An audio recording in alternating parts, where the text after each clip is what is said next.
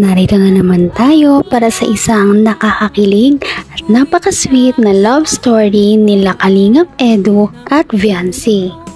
Ay aking makilala. Para sa pagpapatuloy ng kanilang love story, pinigla nila ang mga viewers noong ang kanilang setting ay hindi na sa bahay ni Viancy. Makikita natin na sila ay pumunta naman ngayon sa isang mall. Naghihintay si Kalingap Edu sa pagdating ni Viancy. Kahit naman napakatagal ni Viancy ay talagang matyaga siyang naghihintay para dito. Maya-maya naman ay dumating na si Viancy na may suot na napakagandang damit, kaya naman litaw na litaw ang kanyang kagandahan sa araw na iyon. Parang nahulog na naman talaga si Kalingap Edu at in love na naman ang kanyang mga mata dahil napakaganda ni Viancy sa kanyang suot. Humanga na naman ang Kalingap team dahil napakagalang pala talaga ni Viancy. Isa-isa siyang nagmano sa Kalingap team at nakipag-appear. Kung nagtataka ang lahat kung bakit sila nasa mall ay dahil sila ay magsha-shopping, bibili ng mga damit para sa birthday ni Carla. Si Carla naman ay isa sa mga Kalingap Angels din ng Kalingap team. At dahil napakabait talaga ni Viancy at maraming humahanga sa kanyang supporters ay may nag-sponsor na naman sa kanya ng napakalaking halaga para sa kanyang damit na susuotin sa party.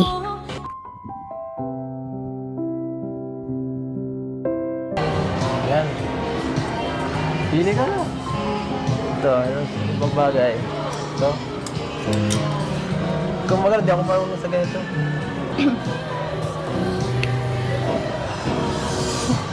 Mahal po. Ha? Ang mamahal po. Mahal. Walang mahal. Sige na, pili na. Ang mamahal po. Ha? Mahal ba? Napakasweet naman talaga ni Kalingap Edu dahil sinamahan niya ngayon si Viancy na mamili ng kanyang mga damit.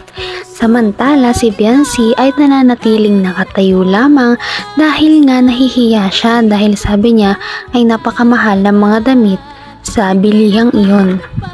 Hindi daw kasi siya sanay na bumili ng mga ganon at para sa kanya ang ganoong pera ay magagamit pa sa ibang paglalaanan. At humanga naman ng mga viewers kay Viancy dahil kahit libre ito ay hindi niya pinagsasamantalahan ng mga bumibili sa kanya. Gusto niya pa rin talaga na magtipid at kung ano man lamang ang ibibigay sa kanya ay magpapasalamat talaga siya.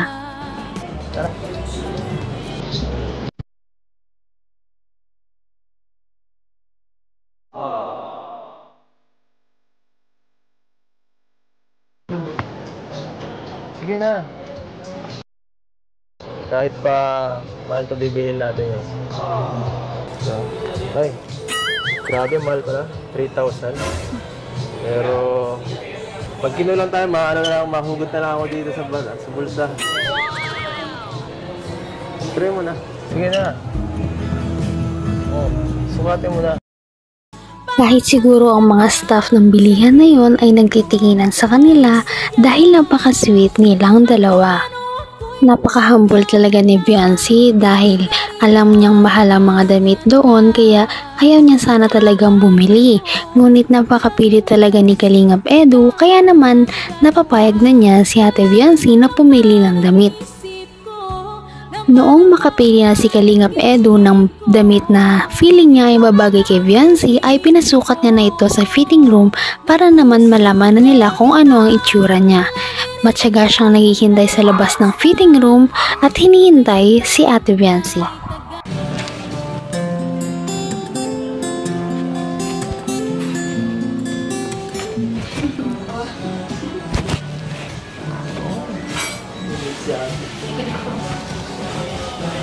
Maganda.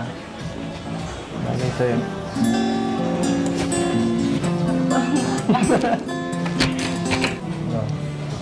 Okay lang ba sa'yo? Ha? Kahit na mo kong isipin. Taga lang.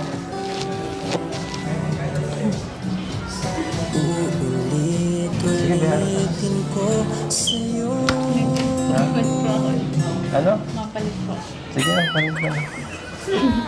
Napakaganda talaga ni Viancy kaya kahit gaano kasimple ang damit o gaano man ito kaganda ay nag-standout pa rin ang kanyang sariling beauty.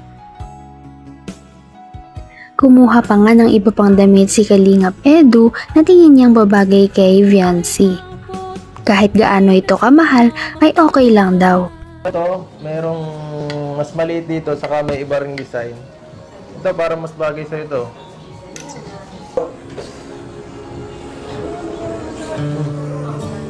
Mas bagay sa iyo ano yung fitting yan. So okay. Try mo yung... Wala akong masay. Ganda. Try mo yun. Oh. Yan. Yan naman. Mas maganda. Grabe. Grabe. Mukhang mas mahuhulog pa si Kalingap Edu kay Viancy dahil napakaganda talaga nito at kakaiba talaga siya. Kahit naman napakamahal na mga damit at kulang ang budget ng binigay ng sponsor ay dinagdagan na lang ito ni Kalingap Edu dahil nagandahan talaga siya kay Viancy. Kulang yung budget. Dinagdagan mo na lang. Ay, grabe! Talaga, Ton! Dinagdagan mo? Grabe talaga. Ang lakas mo talaga. Kulang. Pagkatapos nito ay naggutom na nga sila kaya naman niyaya ni Kalingap Edu si Viancy sa isang coffee shop at doon sila nag-usap-usap habang kumakain. Napasweet naman talaga nila dahil pinagtimplahan pa nila ng kape ang isa't isa.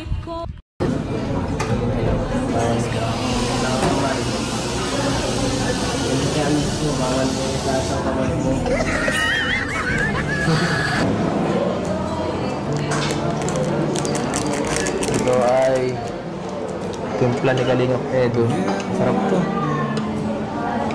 Specialty ko to eh.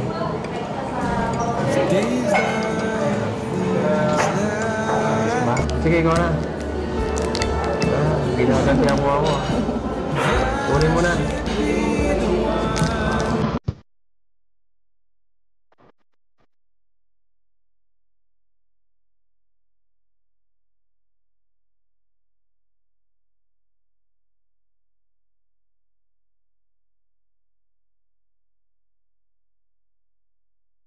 Grabe. Napakaganda man yung timpla ng kape.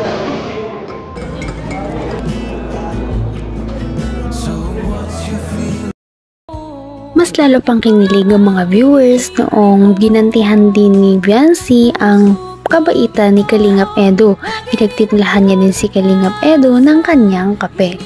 Matapos silang kumain doon at uminom ng kape, ay dumiretso naman sila sa isang dental clinic upang ipacheck ang ngipin ni Viancy. Pagkatapos noon, ay hinatid na ni Kalingap Edu si Viancy sa sakayan ng jeep. Samahan na kita. Kaya ko na po.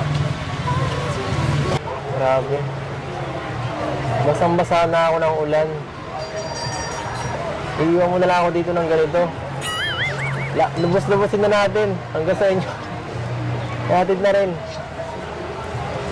Wala na. Hindi na magbabago. Sige na. Bye-bye na. Bye-bye.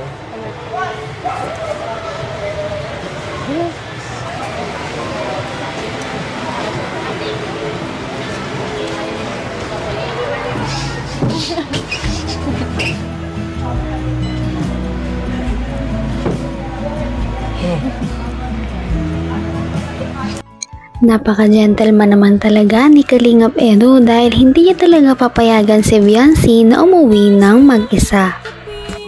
Kaya naman, sobra na naman ang pamumula at kilig ni Viancy sa mga ginagawa ni Kalingap Edu. Bigla ba naman siyang sumakay ulit ng jeep? Akala niya kasi ay aalis na talaga si Kalingap Edu. Halatang halata na talaga si Kalingap Edu sa kanyang mga ginagawa. Halata na napofall na rin siya kay Viancy. Ba ang pupuntahan ko, huwag kang mag-alala. Hindi ako pumunta sa bahay niyo.